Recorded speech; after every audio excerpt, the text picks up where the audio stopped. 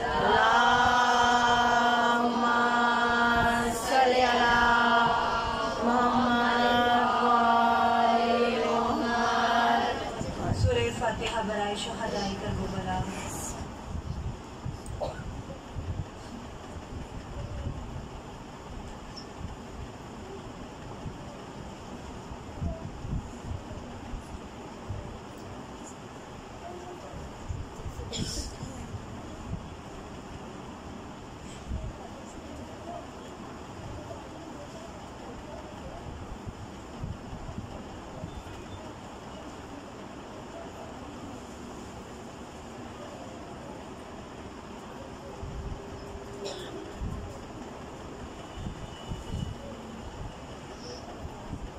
مومنات Al Khaimah سے سورہ فاتحہ۔ شہید سید محمد علی رضوی ابن سید علی رضوی، سید محمد علی رضوی ابن سید علی رضوی اور جملہ مومنین و مومنات کے لیے، اور خصوصاً ان مومنین و مومنات کے لیے جن کا کوئی والی و وارث نہیں، اور تمام شہدائے ملت جعفریہ۔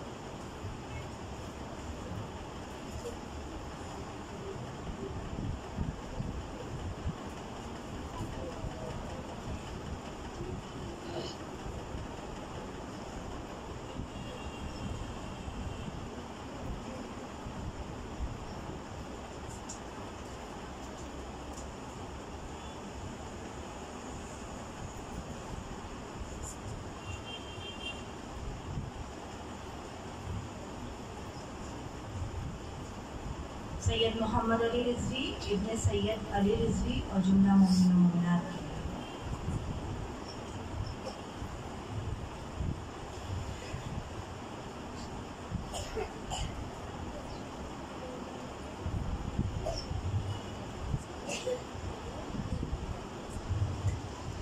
اعوذ باللہ من الشیطان الرجیم، بسم اللہ الرحمن الرحیم۔ الحمد للہ رب العالمین والصلاة والسلام علی اشرف الانبیاء والمرسلین وخاتم النبیین وشفیع المذنبین سیدنا نبینا شفیع ذنوبنا حبیب قلوبنا مولانا ابی القاسم محمد۔ اللہم صلی علی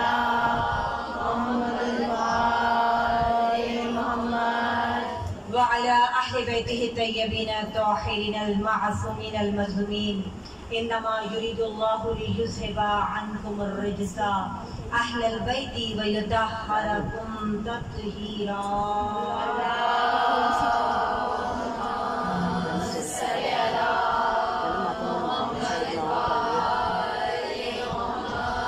متوجہ برائے دعائے سلام کی امام زمان علیہ السلام۔ بسم اللہ الرحمن الرحیم۔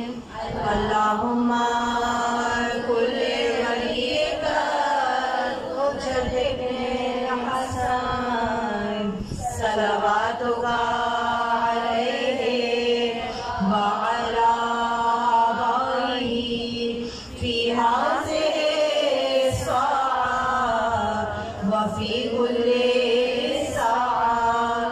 ولیاں وحافظاں وقائداں وناصراں ودلیلاں وعینا حتی تسکنہ ارضک طوعا وتمتعہ فیہا طویلا برحمتک یا ارحم الراحمین۔ برائے سلام کی امام زمان علیہ السلام بآواز بلند صلوات۔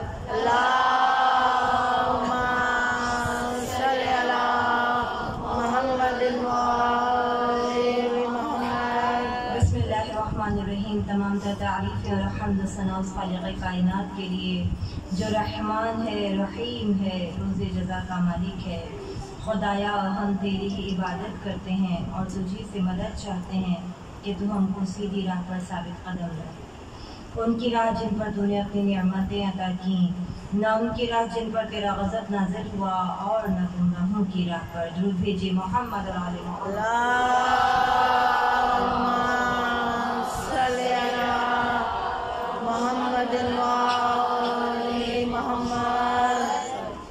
हम अपने मौज़ूए कलाम को अपनी गुज़िश्ता मजालिस से मुत्तसिल करते हुए अपने मौज़ू को मज़ीद आगे बढ़ाएंगे।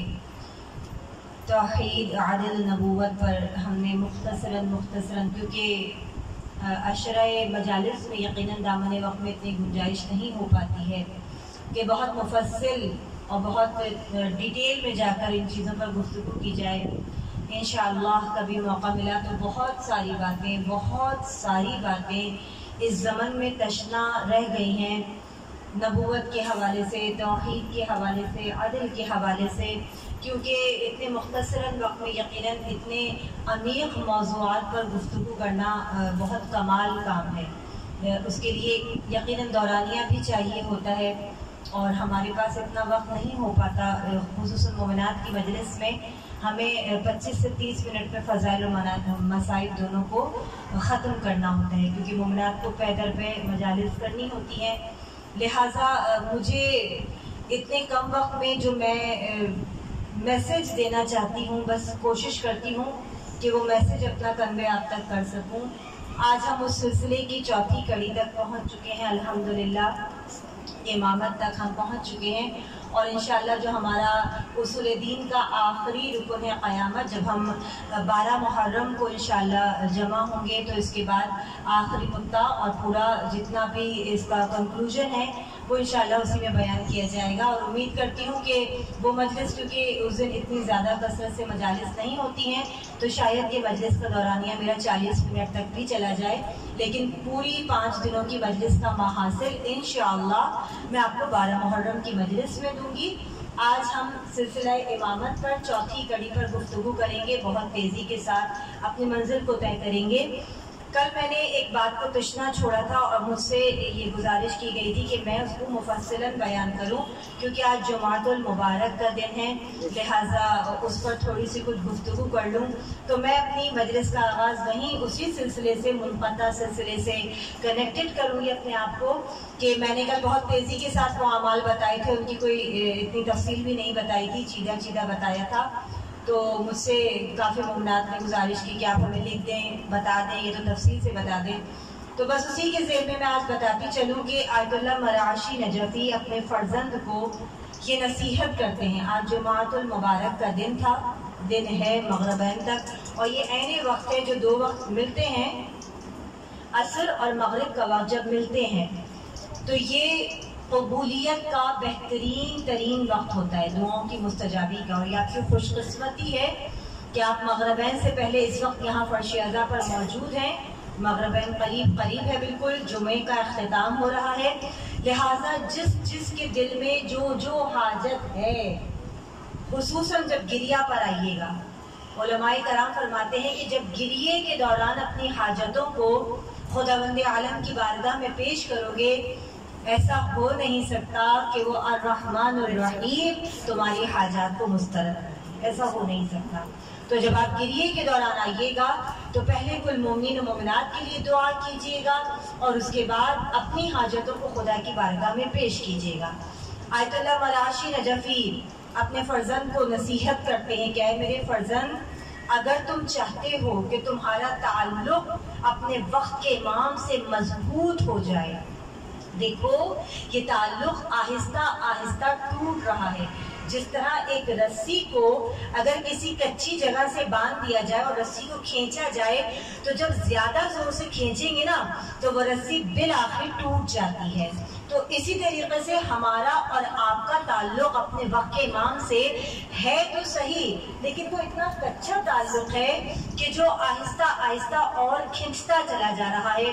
तो अगर आप चाहते हैं कि आपका कनेक्शन अपने इमाम से स्ट्रॉन्ग हो जाए, एक मजबूत रिलेशन हो जाए अपने इमाम से, तो बस आयतुल्लाह मराशी ने अपने फर्जंद को नसीहत की कि बेटा मैं तुम्हें कुछ आमाल बता रहा हूँ, कोशिश करना कि इन आमाल को ہر جمعے کے دن ضرور انجام دینا۔ اے میرے فرزند، اگر تم ہر جمعے کو انجام نہ دے سکو تو مہینے میں ایک جمعہ ان اعمال کو ضرور انجام دینا۔ اگر مہینے میں ایک جمعہ نہ کر سکو تو سال میں ایک جمعہ ان اعمال کو ضرور انجام دینا، اور اگر سال میں بھی نہ کر سکو، آپ دیکھیے کتنی تاکید کر رہے ہیں کہ اگر سال میں بھی نہ کر سکو تو زندگی میں ایک مرتبہ ان 4 اعمال کو جمعے کے دن ضرور انجام دینا۔ کتنی فضیلت ہوگی ان اعمال کی جو اتنی تاکید اپنے فرزند کو کر رہے ہیں۔ وہ 4 اعمال کیا ہیں؟ دیکھیے ہر عمل کے لیے حکایتیں بھی ہیں، نصیحتیں بھی ہیں، لیکن میں نے آپ سے گزارش کر دی ہے کہ دامن وقت میں اتنی گنجائش نہیں ہوتی۔ ہر ایک عمل کے لیے پیچھے بہت سارا بیک گراؤنڈ ہے، مگر سب کچھ اسکپ کر کے میں فقط وہ اعمال بتاتی ہوں۔ پہلا، اے میرے فرزند، جمعے کے دن، امام کے دن دعائے ندبہ کو کبھی فراموش مت کرنا۔ اور دعائے ندبہ پڑھنے کا بہترین ترین وقت کون سا ہے؟ فجر کی نماز کے بعد۔ فجر کی نماز کے کچھ دیر بعد جب صبح کی ایک ہلکی ہلکی کرن نمودار ہو جاتی ہے، وہ بہترین وقت ہوتا ہے دعائے ندبہ کے پڑھنے کا۔ دوسرا عمل کہتے ہیں کہ اے میرے فرزند، جمعے کے دن بہترین دعائیں ہیں، بہترین زیارتیں ہیں۔ آپ مفاتیح اٹھا کر دیکھیے، آپ مجھے تو لگتا ہے کہ میں ایک کے بعد ایک جب صفحہ پلٹتی رہتی ہوں، جب لے کے بیٹھ جاؤ نا تو پھر رکھنے کا دل نہیں چاہتا، یہ بھی پڑھ لو، یہ بھی پڑھ لو، یہ بھی پڑھ لو۔ لیکن جمعے کے دن کی کچھ خاص فضیلت ہے، کچھ خاص اعمال ہیں۔ اتنی زیارتوں میں انہوں نے کس زیارت کی تاکید کی؟ زیارت آل یاسین، جو امام سے قرب حاصل کرنے کی بہترین ترین زیارت ہے۔ یہ آپ کو زیارات کے بعد میں نہیں ملے گی، جن جن مومنات کے گھر میں مفاتیح الجنہ ہے، یہ آپ کو سادات کے اعمال میں، اس کی کوئی ہیڈنگ نہیں ہے۔ السلام علیکم علی آل یاسین، یہ یہاں سے سٹارٹ ہوتی ہے، تھوڑا سا آپ کو ڈھونڈنا پڑے گا، انشاءاللہ مل جائے گی۔ سرداب کے اعمال میں ملے گی، یہ آپ کو امام وقت کے جو اعمال ہیں وہاں پر سرداب میں ملے گی، یہ آپ کو السلام علیکم علی آل یاسین، یہاں سے یہ اسٹارٹ ہے۔ تیسری ہے دعائے استغاثہ، جیسا کہ نام سے ظاہر ہے، استغاثہ مشکل میں پڑھنے کی دعا، مصیبت پہ پڑھنے کی دعا۔ تو آیت اللہ نجفی فرماتے ہیں بیٹے سے کہ جمعے کے دن اپنے امام سے متصل ہونے کے لیے، کیونکہ امام غیبت میں ہیں، اس سے زیادہ مصیبت کی بات ہمارے لیے اور کوئی ہو نہیں سکتی، اس سے زیادہ تکلیف کی بات ہمارے لیے اور کوئی ہو نہیں سکتی۔ تو تم امام کو تڑپ کر پکارنا چاہتے ہو تو دعائے استغاثہ پڑھنا۔ دعائے استغاثہ آپ کو کہاں ملے گی؟ یہ بھی آپ کو مفاتیح میں سرداب کے اعمال میں ملے گی، انشاءاللہ وہاں پہ آپ کو یہ بہت آسانی سے اویلیبل ہو جائے گی۔ جن کے گھروں میں مفاتیح نہیں ہے وہ نیٹ پہ جا کے سرچ کر لیں، گوگل کر لیں، آج کل تو میڈیا کا زمانہ ہے، 2 سیکنڈ میں ہر چیز آپ کے ہاتھ میں موجود ہوتی ہے۔ اور چوتھی چیز جو آپ سب جانتے ہیں، یقیناً مومنات شب جمعہ کو بھی پڑھتی ہوں گی، نماز امام زمانہ علیہ السلام، جو 2 رکعت نماز ہوتی ہے، مسجد جم قرآن میں پڑھی جاتی ہے، جس میں 100 مرتبہ ایاک نعبد و ایاک نستعین ہوتا ہے۔ یہ 4 اعمال ہیں، ہارڈلی آپ کو کیونکہ ڈفرینٹ ٹائمنگز میں ہیں، دعائے ندبہ صبح میں پڑھنی ہے، باقی یہ 3 اعمال اگر آپ ساتھ میں مل کے کریں بھی تو آپ کو ہارڈلی 1 گھنٹہ لگے گا۔ تو بس اگر ہو سکے تو ہر جمعہ، اللہ آپ سب کو اتنی توفیق دے، ہم سب کو اتنی توفیق دے، ہر جمعے نہیں تو مہینے میں 1 جمعے، ورنہ سال میں 1 جمعے، ورنہ زندگی میں 1 جمعہ ان تمام اعمال کو ضرور انجام دیجیے گا۔ انشاءاللہ ہمارے ایک مراجع تو یہاں تک فرماتے ہیں کہ اگر تمام شرائط کے ساتھ ان اعمال کو انجام دیا جائے تو ابس نہیں کہ وہ شخص اپنے وقت کے امام سے خود ملاقات کر لے۔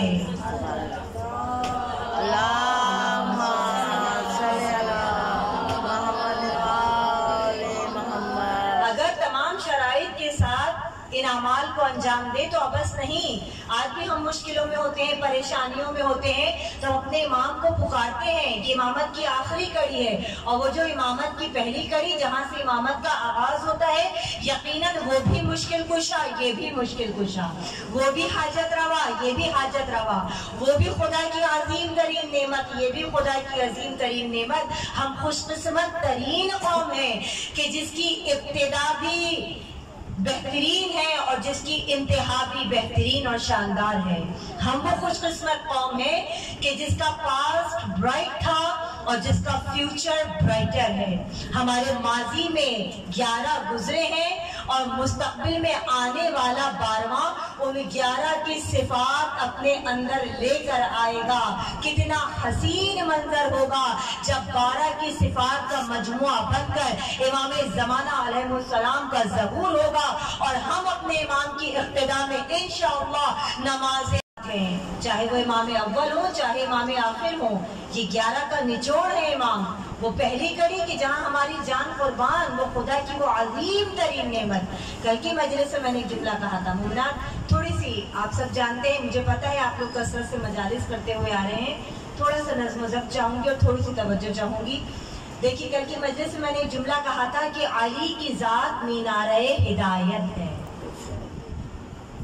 ایسا ہے یا نہیں؟ سورس آف گائیڈنس ہے مولا کی ذات. اگر آپ چاہتے ہیں نا کہ اپنی زندگی کو ایک لائحہ عمل کے تحت گزاریں تو آپ مولا کائنات کی پرسنالٹی کو دیکھیے گا. جب ان کی شخصیت کو پڑھیں گے تو آپ کو پتہ چلے گا کہ علی ہیں کیا. ہم وہ خوش قسمت لوگ ہیں کہ جب ہم خدا کی نعمتوں کا شکریہ ادا کرتے ہیں نا تو ہمیں اللہ کی اتنی عظیم نعمات میں سے اگر کوئی سب سے بڑی اور سب سے بہترین نعمت اگر نظر آتی ہے تو وہ ذات علی ابن ابی طالب ہے. اگر ہمیں کوئی خدا کی عظیم ترین نعمت نظر آتی ہے تو وہ ولایت علی ابن ابی طالب ہے. عید غدیر آتی ہے، ہم اور آپ کیا کہہ کر ایک دوسرے کو مبارکباد دیتے ہیں. چلیے اب آپ لوگ سب بیدار ہو جائیے، سوال آپ کے پاس آ چکا. ایگزامینیشن ہال میں ہیں اب آپ سب. بہت مجھے اس وقت انڈسپلن مجمع نظر آ رہا ہے، بیدار نہیں ہے بالکل. سوال ہے میرا آپ سے، عید غدیر کے دن آپ سب ایک دوسرے سے گلے ملتے ہیں، مصافحہ کرتے ہیں، کیا کہہ کے مبارکباد دیتے ہیں؟ پوچھو کسی بچی سے کھڑا کر کے. سب کے ہاتھ پاؤں ٹھنڈے پڑ گئے ہوں گے، ہمیں نہ کھڑا کر دیں.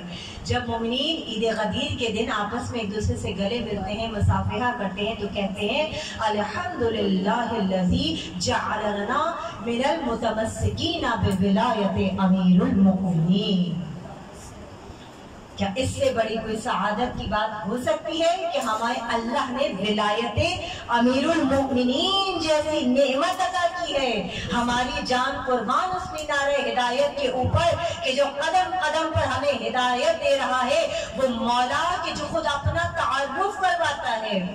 کس طریقے سے کرواتے ہیں؟ مولا کائنات کا نہج البلاغہ کا آخری خطبہ جو آپ نے جنگ نہروان سے واپسی پڑھ دیا، وہ خطبہ نہیں پڑھوں گی، بہت طولانی تھا. چند جملے وہاں سے کوٹ کروں گی کہ مولا اپنی شخصیت کو دنیا کے سامنے، ان لوگوں کے سامنے جو علی کو جانتے بھی نہیں ہیں، کیسے ڈسکرائب کر رہے ہیں، کیسے بتا رہے ہیں. آج ہم اور آپ نہیں جانتے ہمارا مولا کیا ہے، ہم نہیں جانتے، کسی کو نہیں پتا.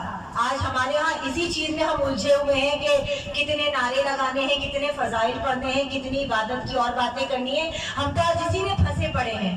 نہیں، بتانا ہے کہ ہمارا مولا ہے کیا. ہمیں اپنے مولا کی وکالت کرنی ہے. ہم کیسے مولا کے چاہنے والے ہیں؟ اس لیے کہ علی فقط مسلمانوں کے یا شیعوں کے امام بن کے نہیں آئے. علی پوری انسانیت کے لیے مینار ہدایت ہے. علی پوری مخلوق کے لیے ہدایت کا سرچشمہ بن کر آئے ہیں. مولا کائنات اپنے آخری خطبے میں اپنی آپ کو یہ کہہ کر، جب لوگوں نے کہا نا یا علی، شام کے لوگ آپ پر سب و شتم کرتے ہیں، آپ کو ناسزا کہتے ہیں، مولا یہ بتائیے کہ یہ لوگ ایسا کیوں کہتے ہیں؟ تو مولا نے فرمایا کہ آج میں بتاتا ہوں. یہ لوگ تو علی کو جانتے ہی نہیں. میرے مولا ایک ممبر پہ تشریف لے کے گئے اور اس کے بعد مولا نے فرمایا، یا آخری خطبہ ہے میرے مولا کا جنگ نہروان سے واپسی پر. چند جملے وہاں سے فقط لے رہی ہوں میں. امام فرماتے ہیں، خطبہ دینا شروع کرتے ہیں، کہتے ہیں لوگوں جو مجھے ناسزا کہتے ہو، مجھ پر طعنہ زنی کرتے ہو، غلط الفاظوں میں میرا استعمال کرتے ہو، مجھے یاد کرتے ہو، یاد رکھو کہ میں علی ابن ابی طالب کون ہوں. امام فرماتے ہیں پروردگار عالم قرآن میں ارشاد فرماتا ہے اما بنعمت ربک فحدث، اپنے رب کی نعمتوں کا تذکرہ کیا کرو. میں خدا کی عظیم ترین نعمات میں سے ایک نعمت ہوں. رسول اللہ کا معجزہ فقط قرآن نہیں تھا، رسول اللہ کے معجزات میں سے ایک معجزہ میں علی ابن ابی طالب ہوں. میں رسول اللہ کا وہ معجزہ ہوں. آج میں تمہیں بتاتا ہوں کہ میں کون ہوں.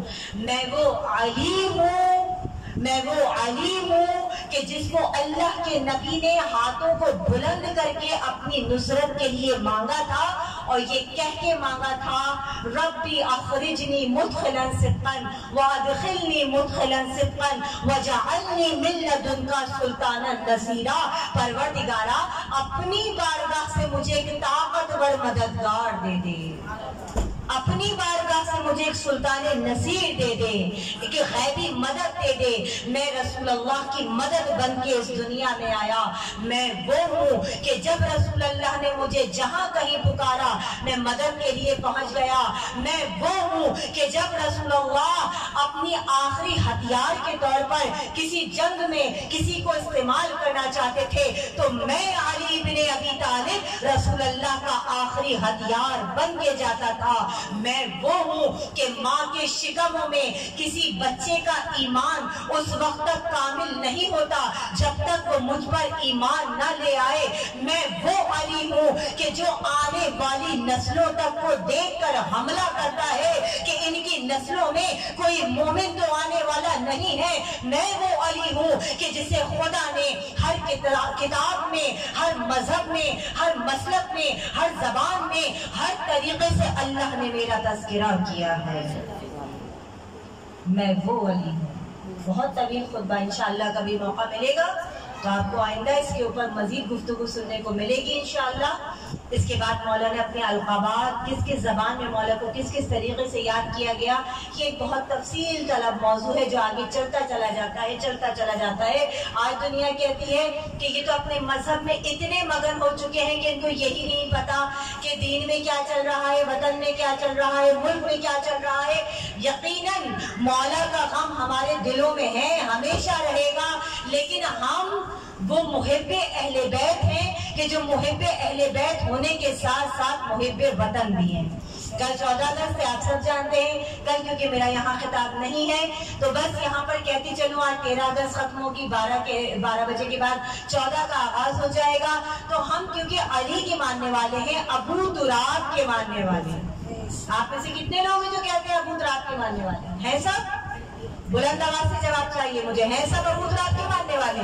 ابو تراب مولا کا لقب اور اس کی معنی کیا ہے؟ مٹی کا باغ۔ وطن کو ہم کیا کہتے ہیں؟ پاکستان ہماری کیا ہے؟ دھرتی ماں ہے، یہی کہتے ہیں نا، ہماری مٹی ہے، ہماری ماں ہے۔ تو ماں کے ساتھ کبھی کوئی غدار ہو سکتا ہے؟ کم از کم علی کا ماننے والا تو کبھی نہیں ہو سکتا۔ جس کا باپ علی جیسا امام ہو وہ اپنے وطن سے غداری کیسے کریں گے؟ بس شاید میں نے کسی مجلس میں یہ جملہ کہا تھا، یہی پر بات کو ختم کر کے مسائل کا آغاز کروں گی کہ جو یہ کہا جاتا ہے نا کہ فقط اپنے اہل بیت کے فضائل پڑھتے ہیں، ائمہ معصومین کے فضائل پڑھتے ہیں، ہماری جان قربان ان فضائل کے اوپر، ہماری جان قربان امام اول سے لے کر امام آخر کے اوپر، یہ سب ہمارے لیے سرچشمہ حیات ہیں۔ لیکن یہ کون کہتا ہے کہ ہمیں اپنے وطن سے محبت نہیں؟ ہمیں تو گھٹی میں بتایا جاتا ہے نا پاکستان زندہ باد، جس طرح ماں ہمیں پیدا ہونے سے پہلے شکم میں یا حسین کہہ کے پڑھاتی جاتی ہے۔ نہیں، مومنات نے غور نہیں کیا، میں نے دنیا میں آنے کے بعد کی بات نہیں کی ہے۔ میں نے کہا کہ مائیں تو اپنے شکموں میں، جب بچہ شکم مادر میں ہوتا ہے، ماں مجلسوں میں جاتی ہے اور بچہ ماں کے شکم میں ذکر حسین سن رہا ہے، ماں کو روتا ہوا دیکھ رہا ہے، نعرے حیدری لگا رہا ہے، تو یہ تو ہم کہہ ہی نہیں سکتے، یہ تو ہماری روح میں، ہمارے جسم کی تکمیل میں یہ نام شامل ہے۔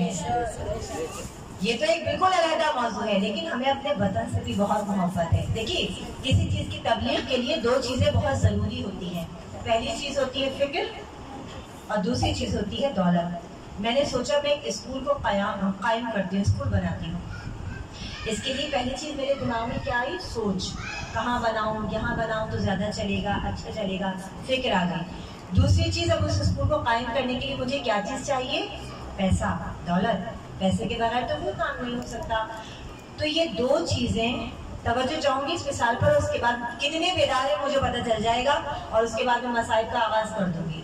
یہ دو چیزیں جب تک نہ ہو، پہلی چیز فکر اور دوسری چیز دولت، پیسہ، جب یہ دو چیزیں ملتی ہیں تو آپ کا جو سوچ ہے وہ ایک عملی جامہ پہن لیتی ہے۔ اسلام کی فکر دی گئی شعب ابو طالب میں جب محصور کیا گیا تھا نا، سب کو پتہ ہے نا تمام واقعات، بس بحث میں نہیں جانا چاہیے. فکر دی گئی تھی شعب ابی طالب میں، اور دولت دی تھی اسلام کو جناب خدیجۃ الکبریٰ نے، ملکۃ العرب بیوی تھی. اگر آپ لوگوں نے میرے اسٹارٹ کے کچھ کلپس دیکھے ہوں یوٹیوب چینل پر، تو میں نے جناب خدیجہ کی ایک میں نے چینل کے اوپر لائیو وہ اپنا سیشن لیا تھا، اور اسی سیشن کو میں نے اپنے چینل کے اوپر ڈالا تھا، اور مجھے اس پہ بڑے میسیجز آئے تھے کہ جناب خدیجہ کی ذات کو ایسے کسی نے بہترین طریقے سے کبھی ڈسکرائب نہیں کیا جیسے آپ نے ان کی پرسنالٹی کو ہمارے سامنے بتایا. لوگ بس یہی جانتے بیوی تھی رسول اللہ کی، لیکن کتنے احسانات ہیں جناب خدیجہ کے اس اسلام کے اوپر کوئی نہیں جانتا. تو یہ ایک الگ موضوع ہے، میں اس کو نہیں بتانا چاہتی.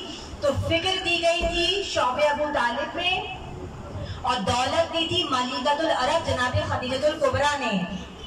اس طرح پھیلا اسلام. شعب ابو طالب کس کا؟ ہمارا. خدیجۃ اگر بیدار مومنات، خدیجۃ الکبریٰ کس کی؟ ہماری. پاکستان بنا دو چیزوں کی بدولت، ایک تھی فکر، ایک تھی دولت. فکر دی محمد علی نے، اور دولت دی راجہ محمود آباد نے. محمد علی بھی ہمارے، راجہ محمود آباد بھی ہمارے. پھر ہم سے کہا جاتا ہے کہ ہم وطن سے محبت نہیں کرتے. اسلام بھی ہماری میراث، پاکستان بھی ہماری میراث. ہم تو اتنا جانتے ہیں کہ ہم علی والے ہیں، اور علی والے کبھی اپنی مٹی سے غدار نہیں ہو سکتے. یزیدیت سے جو اظہار بیزاری نہیں کرتے، یزیدیت سے جو اظہار بیزاری نہیں کرتے، وہ کلمہ کو شریعت سے وفاداری نہیں کرتے. بتاتا ہے تمہارا طنز کرنا ماتم شہپر، بتاتا ہے تمہارا طنز کرنا ماتم شہپر. کبھی مقتول کی قاتل طرفداری نہیں کرتے. نہ جانے کتنے مقتولوں کا ہم پہ قرض ہے، لیکن کبھی ہم اپنی فوجوں پہ ہی بمباری نہیں کرتے. اور وطن کے پاسباں ہم کل بھی تھے تا زندگی ہوں گے. وطن کے پاسباں ہم کل بھی تھے تا زندگی ہوں گے. کیوں ہوں گے؟ وطن کے پاسباں ہم کل بھی تھے تا زندگی ہوں گے، اس لیے کہ علی والے کبھی مٹی سے غداری نہیں کرتے.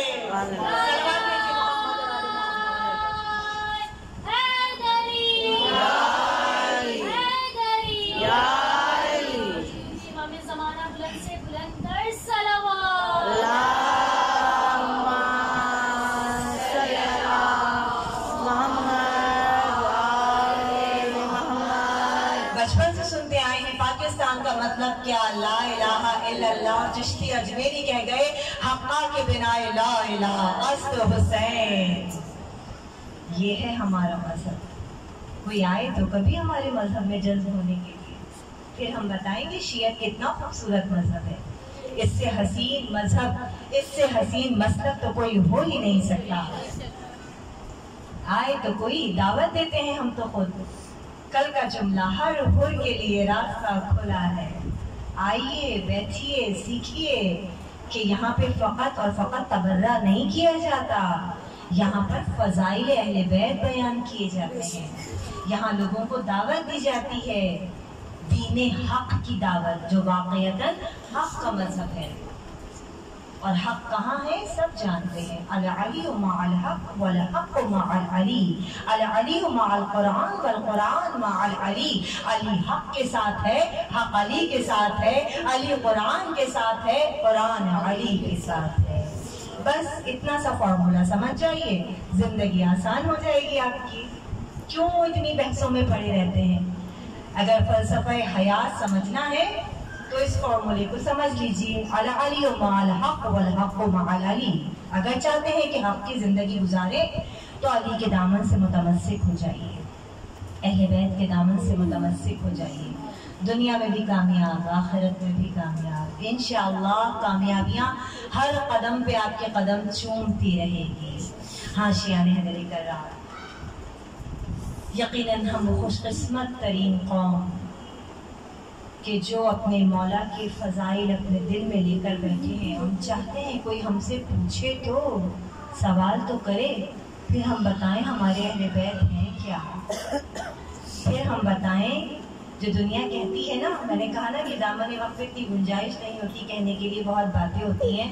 دنیا کہتی ہے کہ قرآن میں کہیں اہل بیت کی شان میں آیتیں دکھا دیں، میں آپ کو ثابت کر کے دکھاؤں گی، بتاؤں گی، کیونکہ یہ بحث ابھی کل بھی میں الفاتحہ مجلس جب پڑھنے گئی ہوں تو 2-3 بچیاں میرے پاس آئیں کہ کالج میں یہ بڑا مسئلہ چل رہا ہے، وہ کہتی ہیں کہ تم لوگوں کا قرآن الگ ہے، قرآن میں کوئی ایک آیت بھی اہل بیت کی شان میں نہیں ہے۔ اتفاق کی بات ہے کہ پرسوں میں نے پوری اسی موضوع پر مجلس پڑھی ہے کہ آدھا قرآن مدح علی ابن ابی طالب میں نازل ہوا ہے۔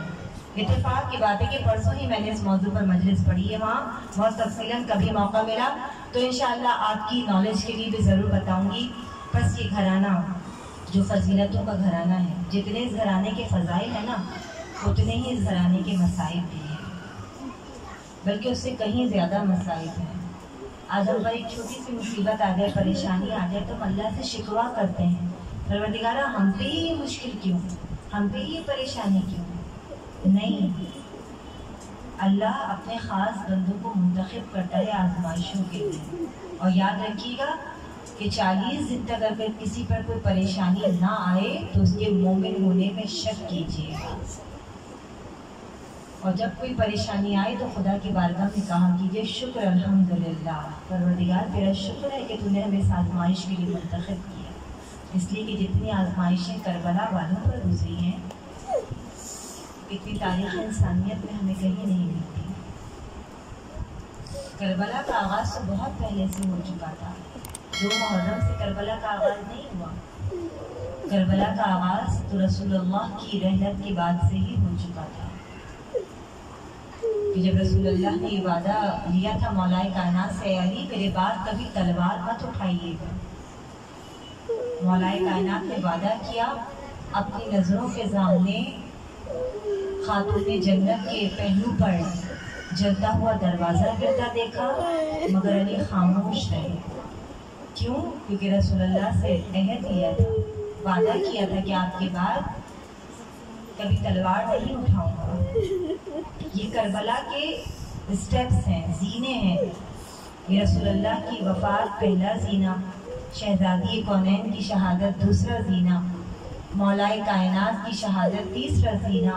یہ پے در پے شہادتیں کربلا کو تیار کر رہی ہیں۔ یہ کربلا کہاں جا کر مکمل ہوتی ہے؟ حسن کی صلح میں یوں کربلا جلوہ دکھاتی ہے، حدیبیہ میں جیسے فتح مکہ مسکراتی ہے۔ علی کی خاموشی، زہرا کی حسرت، صلح شبر کی، یہ وہ اجزاء ہیں جن سے کربلا ترتیب پاتی ہے۔ بن گئی کربلا حسین کے لیے، بن گئی کربلا کربلا والوں کے لیے۔ آج 4 محرم الحرام ہو گئی، آج ہم نے اس فرش ازا پر ایک اجڑی ہوئی ماں کو اس کی اجڑی ہوئی گود کا پرسہ دینا ہے۔ یہ وہ شہزادے ہیں کہ حمید ابن مسلم کہتا ہے کہ جب کٹے ہوئے سر شہداء کو واپس ملے تھے نا، جب یہ قافلہ رہا ہوا تھا ایک مدت قید میں رہنے کے بعد، اور شہداء کے سر آئے تھے، ہر بیوی اپنے اپنے پیارے کے سر کے لیے اپنی گود کو پھیلا کر بیٹھ گئی تھی۔ شہزادی ام کلثوم نے اپنی ایبا کا دامن پھیلایا تھا اور قمر بنی ہاشم کا سر اپنی گود میں لیا تھا۔ اے میرے بھائی، آپ میری طرف سے میدان قتال میں گئے تھے۔ ام لیلہ نے اپنی باہوں کو پھیلایا تھا، اکبر تیرے سہرے کا بڑا ارمان تھا بیٹا۔ بیوہ حسن نے اپنی جھولی کو پھیلایا، اے قاسم تیرا لاشا تو ایسے ٹکڑوں میں بٹ کے آیا کہ ماں رونے کے لیے تیرے ایک ایک عضو کو تلاش کر رہی تھی۔ جب گٹھڑی میں تیرا لاشا آیا تو ماں سمجھی کہ قاسم تیری بری آ گئی۔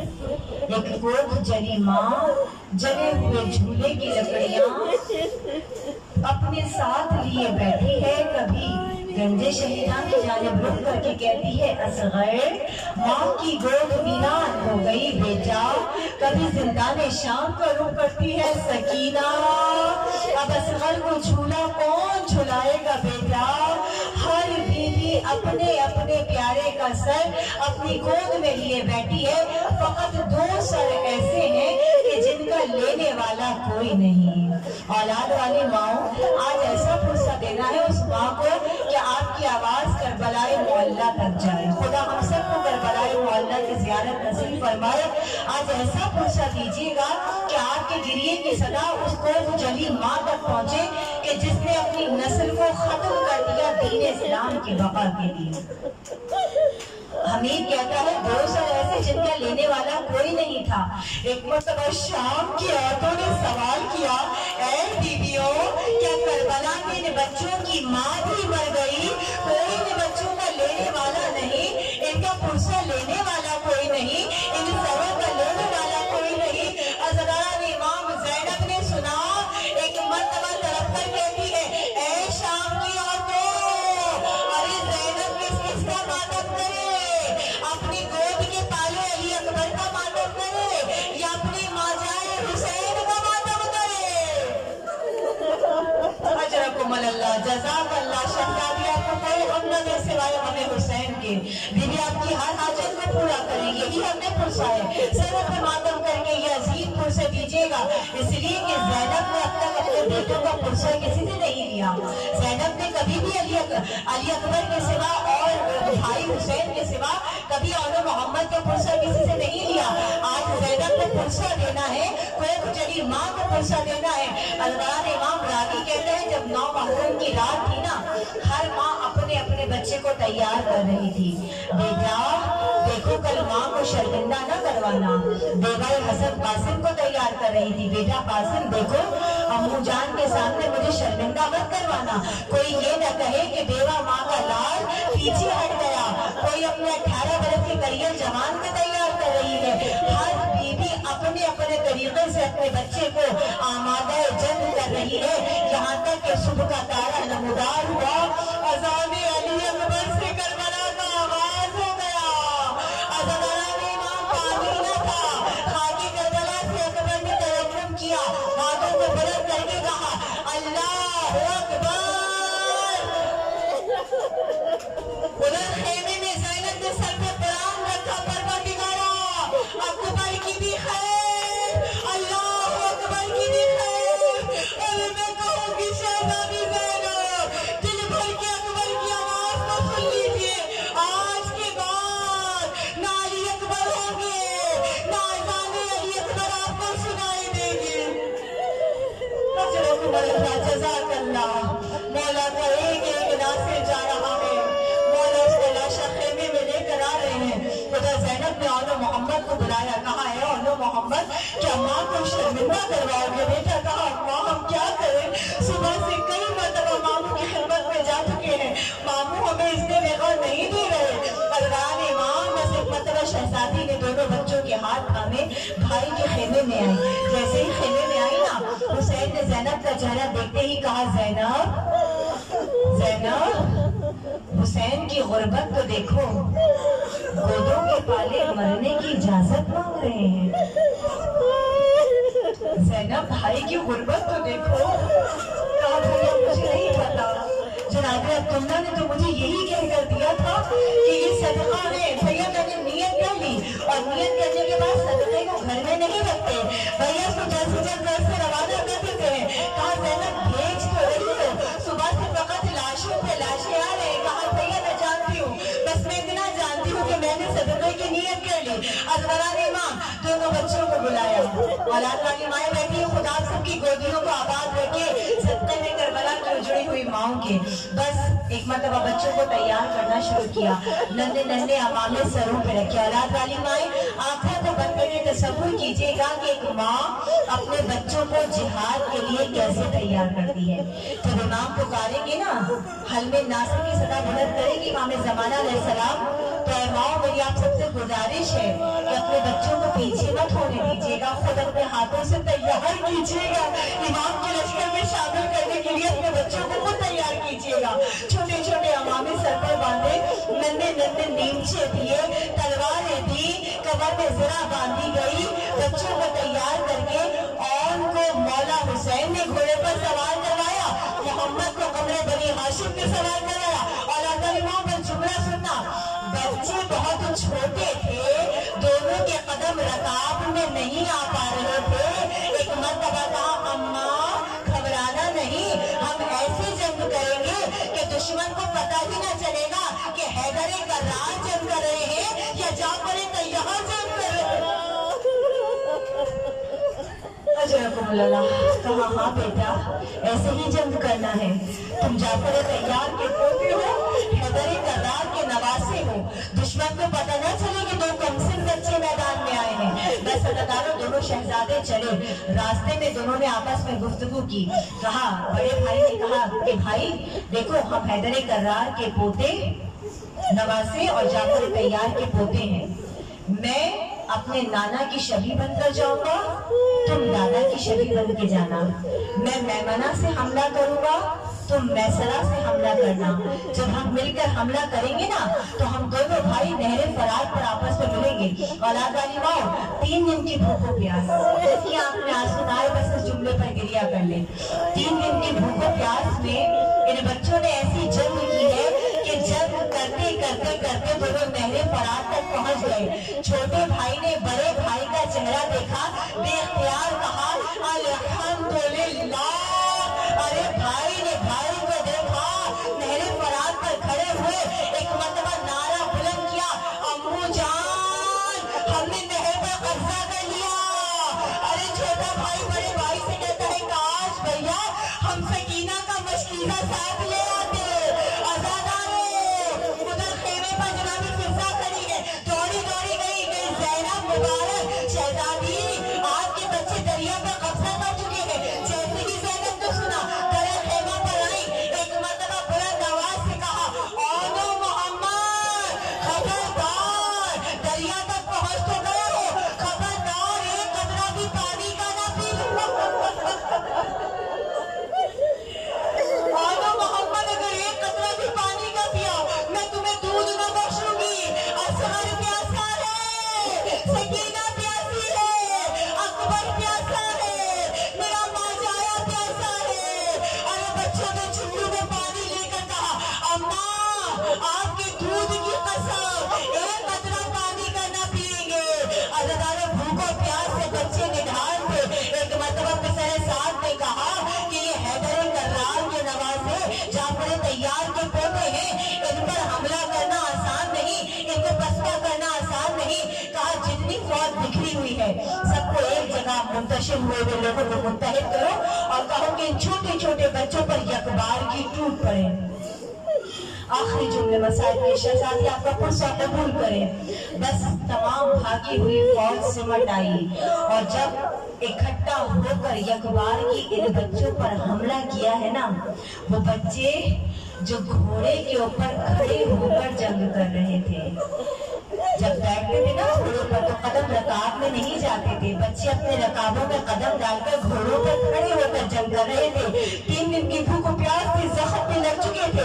जब एक मरतबा वार होना शुरू हुए ना, और उनके सर पर तलवार लगी, मोहम्मद के सर पे गुर्ज लगा। अरे बच्चे लड़खड़ाए, आवाज दी और ने अम्मू जान अदरिकनी। मोहम्मद छोटे थे ना, अरे छोटे बच्चे माँ को पुकारते हैं ना तकलीफ में। एक मरतबा जब मोहम्मद घोड़े से गिरने लगे, आवाज दी, अम्मा संभालो मैं गिरा। हाय गरीब करबला, गाजी को दिया, ज़ैनब तेरी कमाई नेक चल गई। अरे बच्चों की लाशें लिए, आखिरी हिचकियां हैं बच्चों की, खेमे में लेकर आए लाशें। कहा, ज़ैनब अपने बच्चों से विदा हो लो, आज के बाद औरतों मोहब्बत न मिलेंगे। अरे माँ की बाबा तरफ गई, दरमियान में लेट गई शहजादी ज़ैनब। एक